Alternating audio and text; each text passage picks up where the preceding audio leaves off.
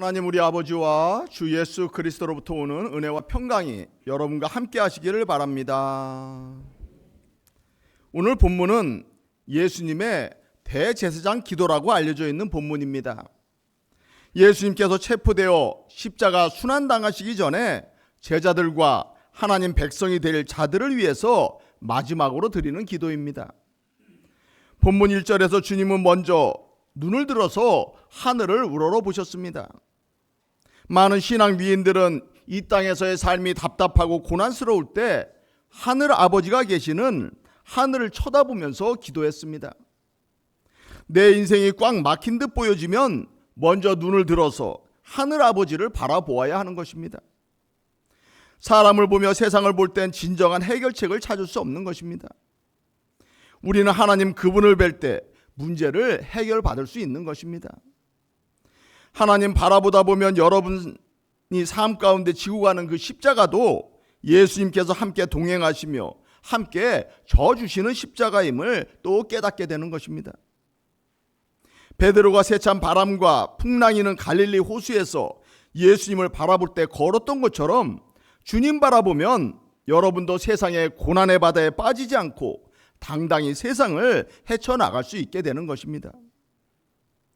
눈을 들어 전능하신 하나님 바라보며 인생을 내어 맡기며 나아가는 성도님들이 되시기를 소망합니다.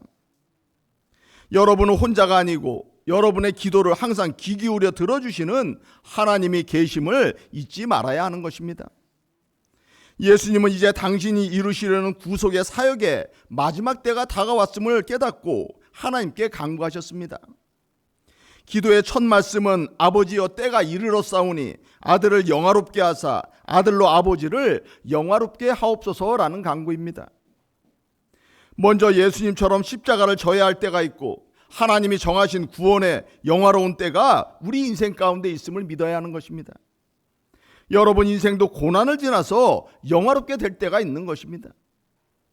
그런데 영광의 방법이 예수님처럼 오히려 이 땅에서의 고난과 십자가 죽음일 수도 있는 것입니다.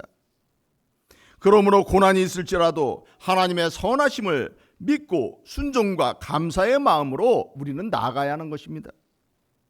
오늘날 성도들의 문제는 항상 내가 원하는 것만 구하고 하나님이 원하는 것이 무엇인지에 대해서 관심 갖지 않고 하나님께 묻지도 않는 것입니다.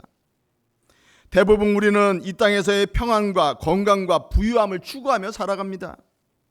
내 삶에 유익하다고 생각되는 것만 하나님의 뜻과 축복이라 생각하며 살아갑니다. 그런데 하나님은 비록 지금은 힘든 고난처럼 보일지라도 여러분에게 유익하고 꼭 필요한 것들을 주시는 분이십니다. 인간적인 생각에는 왜 이런 고난을 주시나 이해할 수 없어 보여도 다 여러분에게 꼭 필요하셔서 주시는 고난들이다라는 것입니다. 하나님을 여러분 인생의 주권자로 온전히 겸손히 모시고 살아가도록 베풀어 주시는 고난들이기도 합니다. 그 고난들을 통해서 하나님은 영광 받으시고 여러분도 결국 영화롭게 될 것입니다. 사도 바울도 복음 전하며 수많은 고난을 겪었습니다. 그럼에도 데살로니가 교인들에게 항상 기뻐하고 쉬지 말고 기도하며 범사에 감사하라 말씀했습니다. 항상이란 단어와 범사라는 단어를 우리는 꼭 기억해야 합니다. 하나님의 선하신 섭리를 믿고 깨닫고 살아갈 때 고난 가운데도 항상 기뻐할 수 있고 범사에 감사할 수 있는 것입니다. 그런 고백과 실천을 통한 믿음의 삶이 하나님과 당사자인 성도들을 영화롭게 하는 것입니다.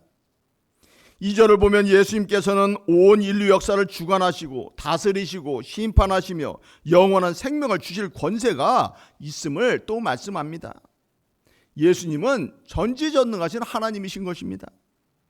또 3절을 통해서 예수님은 영생을 어떻게 얻을 수 있는지도 알려주셨습니다. 바로 영생은 유일하신 참 하나님과 그가 보내신 예수 그리스도를 아는 것이다 라고 했습니다. 여기서 예수 그리스도를 안다는 것은 피상적인 지식을 쌓아가는 것이 아닙니다. 알다라는 히브리어 단어는 단순한 지식 습득이 아니라 직접 경험하고 관계 맺음으로써 알아가는 암인 것입니다.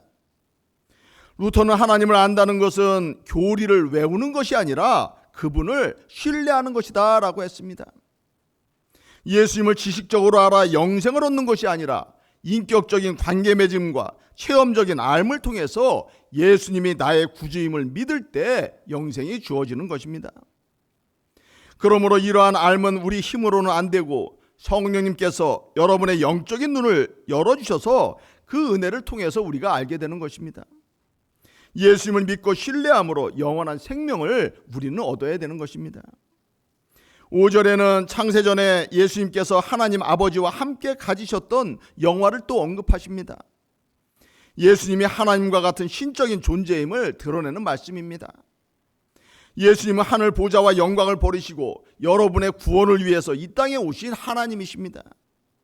특별히 우리가 오늘 본문을 통해 살펴볼 단어가 또 하나 있습니다.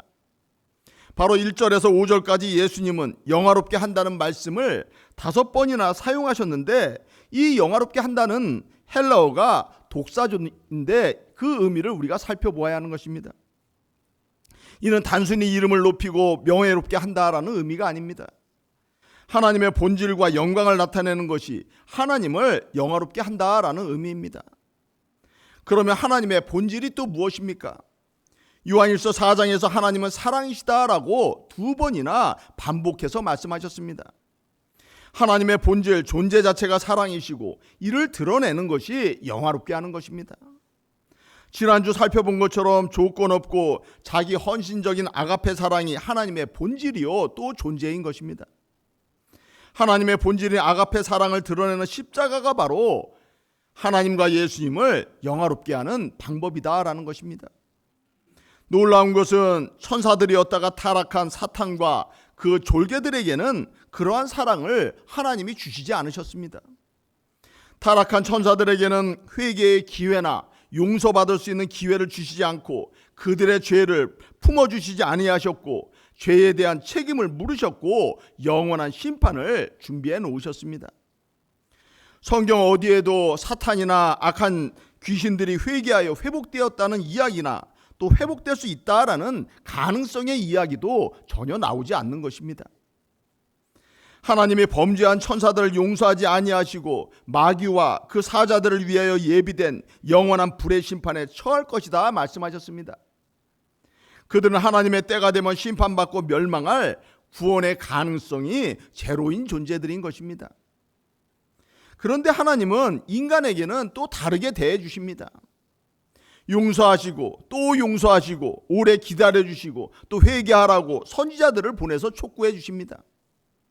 그 선지자들을 돌로 치고 죽여도 또 보내십니다. 내버려 두면 구원받을 가능성이 전혀 없는 인간들인데 계속해서 하나님은 인간들에게는 사랑을 또 베풀어 주십니다. 반면에 인류 역사상 한 번도 제대로 하나님을 섬겨본 사람이나 나라는 이 세상에 없었습니다. 성경에서 최고의 성군이라 불리고 하나님 마음에 합한 자라 불린 다윗 왕도 마찬가지였습니다. 그 역시 자신의 충성스러운 부하 우리아의 아내 밧세바와 간음한 죄가 있습니다. 뿐만 아니라 밧세바가 임신하자 우리아를 전장에서 불러들여서 밧세바와 관계 맺게 해서 마치 임신한 아이가 우리아의 자식처럼 보이게 하려는 거짓 술수를 쓰기도 했습니다. 충직한 우리아가 동료들은 전장터에서 생명을 걸고 싸우는데 집에 들어가서 아내와 편히 쉴 수 없다고 거부하자 그의 상관 요압에게 가장 격렬한 전투에 우리아를 투입하고 후퇴해서 죽게 하라라는 명령도 내렸습니다. 다윗은 간음에 거짓 술수에 살인 교사죄까지 더한 엄청난 죄를 저지른 자인 것입니다. 그런 다윗을 하나님은 보시기에 악하다라고 하셨지만 그럼에도 죽이거나 심판하지 않으셨습니다. 오히려 나단 선지자를 보내 깨우쳐서 회개의 기회를 주고 또 은혜를 베풀어 주셨습니다. 사탄에게는 그렇게 엄격하신 분이 인간에게는 또 너무나 관대하신 것입니다. 사실 우리 인간의 마음은 사탄이나 악한 영들과 거의 비슷합니다. 악하고 죄되어 모두 지옥에 떨어져서 심판받아야 할 존재들인 것입니다. 그런데 사탄에게는 자신을 돌아보고 회개하고 천국에 이르게 하는 어떤 기회도 주시지 않으셨습니다. 하지만 인간에게는 마치 당신이 낳은 친자식처럼 엄청난 사랑을 베풀고 계시는 것입니다. 오히려 왕이신 하나님이 죄 많은 인간들에게 사랑을 구걸하는 것처럼 보일 만큼 애걸복걸 우리를 사랑으로 또 베풀어 주시는 것입니다.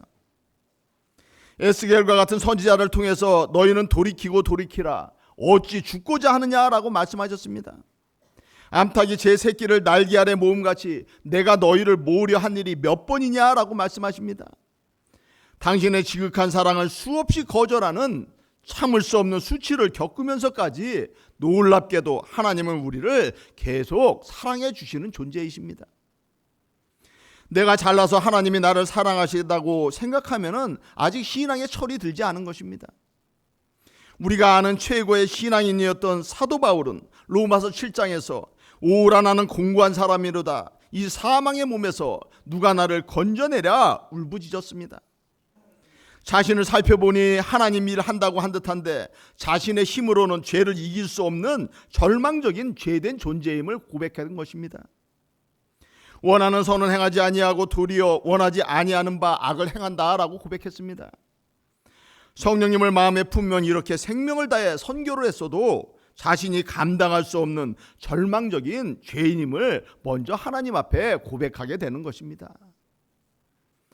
성령님은 그렇게 겸손히 회개할 수 있는 마음을 먼저 주시고 다음에는 위로의 마음을 주십니다. 사도 바울은 그 절망적인 외침 직후에 놀라운 고백을 또 합니다. 우리 주 예수 그리스도로 말미암아 하나님께 감사한다라고 했고 그리스도 예수 안에 있는 자에게는 결코 정죄함이 없다라고 고백했습니다.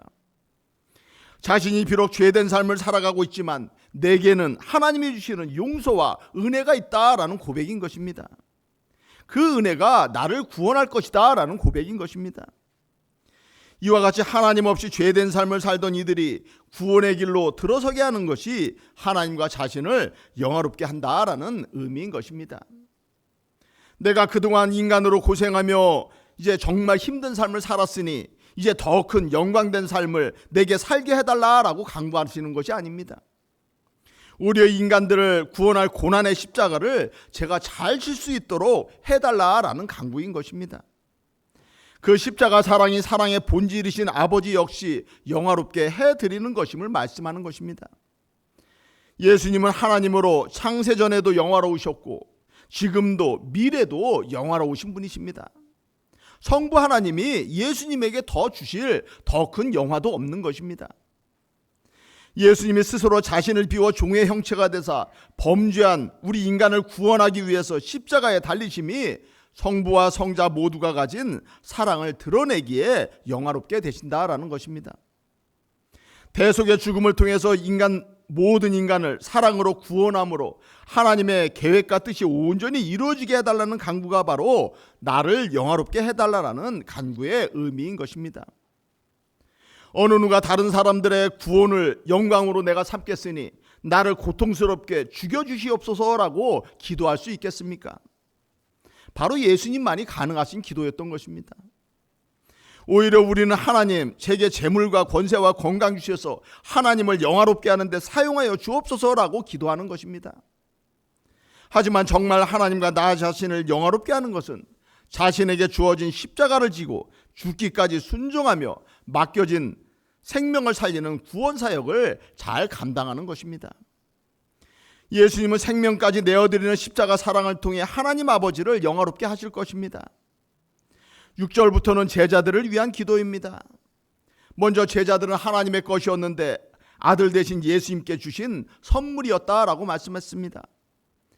이는 이미 그들의 영원 전부터 하나님의 자녀로 예정되었음을 또 말씀하는 것입니다. 에베소서 1장의 창세전에 그리스도 안에서 우리를 택하사 우리로 사랑 안에서 그 기쁘신 뜻대로 우리를 예정하사 자기의 아들들이 되게 하셨다라고 말씀했습니다. 우리에게 어떤 자격이 있어서 택함 받은 것이 아니라 죄악 가운데 거하는 우리가 은혜로 하나님께 불리움 받았고 예수님께 속하게 되었고 구원의 길로 들어서게 된 것입니다. 여러분 가운데 은혜로 택해 주신 구원의 감격과 감사가 있기를 소망합니다. 8절을 보면 예수님은 제자들에게 하나님 말씀을 가르치셨고 제자들은 순종 가운데 배웠고 예수님이 하나님의 보내심 받은 분인임을 안다라고 했습니다. 믿음은 말씀을 들으면서 나는 것입니다. 그래서 성경도 읽고 설교도 듣고 성경 공부도 지속적으로 해야 하는 것입니다. 우리는 성경 말씀을 통해 예수님이 하나님이 보내주셔서 우리를 구원케 하시는 분이심을 믿게 되는 것입니다. 9절에 당신이 하나님께 간절히 비는 것은 세상을 위함이 아니요 내게 주신 자들을 위함이다 라고 하셨습니다. 예수님은 곧 제자들이 자신을 배반하고 내버려두고 뿔뿔이 흩어져 도망가리라는 것을 이미 알고 계셨습니다. 그럼에도 서운한 마음 없이 자신들에게 주신 제자들을 마치 당신의 친자녀처럼 하나님께서 안전하게 보호하시고 하나 되게 지켜주시기를 기도하셨습니다. 그들은 아버지의 것이라는 말씀도 또 덧붙이셨습니다. 세상 사람들의 눈에는 하찮은 어부와 못 배운 천한 사람들처럼 보여도 하나님이 택하신 천하보다 귀한 하나님 당신의 자녀들이니 꼭 하나님 아버지께서 지켜달라라고 간구하는 것입니다. 11절 마지막 본문 말씀은 우리에게 또 의미심장한 말씀입니다. 그들을 보존하사 우리와 같이 그들도 하나 되게 해달라고 했습니다. 우리는 예수님과 연결되어 머리 대신 주님과 한 지체를 이루는 존재들인 것입니다. 매주 성찬을 통해 성도들 모두가 예수님의 살과 피를 함께 나눈 한 형제 자매들임을 고백하고 우리는 참여합니다. 예수님을 믿는 신앙으로 우리는 영적인 한 가족이 되었습니다. 그런데 현실은 하나 되기가 쉽지 않다라는 것입니다. 오순절 성령 체험을 한 초대 교인들도 헬라파 유대인과 히브리파 유대인들이 구제 문제로 원망과 다툼이 일어나고 분열된 것을 우리는 볼 수 있습니다. 성령의 은사가 많았던 고린도 교회 역시 서로 자기가 잘났다고 자기를 높이며 또 갈라졌습니다. 나는 바울에게, 나는 아볼로에게, 나는 게바에게, 나는 그리스도에게 속하였다라고 파벌을 만들고 또 다투었습니다. 오늘날 교회 안에도 주님 안에서 하나 되지 못하고 분열과 다툼이 나타나는 것을 볼 수 있는 것입니다. 하나님께 헌신하겠다고 결단하고 복음 전하는 선교지에서조차 하나 되지 못하는 것을 보는 것입니다. 시기가 있고 또 비방이 있는 것입니다. 아직도 온전히 죽지 않은 데 자아와 교만과 욕심이 있기 때문인 것입니다. 자신을 낮추고 섬긴 예수님의 십자가 사랑을 깨닫지도 그 사랑을 마음에 품지도 못했기 때문입니다. 그래서 주님은 오늘도 성도들이 하나 되기를 하나님 보좌 우편에서 강구하시는 것입니다. 우리는 하나 되기를 원하시는 예수님의 기도에 귀 기울이며 하나 되기를 더욱 힘써야 할 것입니다. 이 하나됨이 새 인격을 가졌지만 사랑 가운데 연합하여 하나 되신 삼위일체 하나님의 모습이기도 한 것입니다. 오늘 말씀을 살펴보면 주님은 먼저 온전히 하나님께 순종하심으로 영광을 돌리고 많은 이들을 십자가 사랑으로 구원하심으로 영화롭게 되셨습니다. 주님은 제자들의 고통과 환난을 벗어나 평안하고 풍족한 삶을 살게 해달라고 강구하지 않으셨습니다. 제자들을 보호해 주시되 마치 여러 소리가 모여서 하모니가 돼서 한음을 내는 것처럼 사랑으로 하나 되어서 맡겨진 사역을 잘 감당하기를 간구하셨습니다. 주님은 복잡다단하고 험하고 힘든 삶을 살아가지만 여러분과 성령으로 세상 끝날까지 함께해 주실 것입니다. 주님은 당신이 중보해 주심을 여러분이 깨닫고 힘을 얻고 하나 되어 사명 감당하며 살아가기를 원하십니다. 여러분을 위해 기도하시는 간절한 예수님의 마음을 깨닫고 성령님이 충만한 가운데 주님의 뜻과 소망을 이루기 위해서 한 마음으로 서로를 위해서 기도하고 격려하며 사랑 나누는 복된 성도들이 다 되시기를 주님의 이름으로 축원합니다.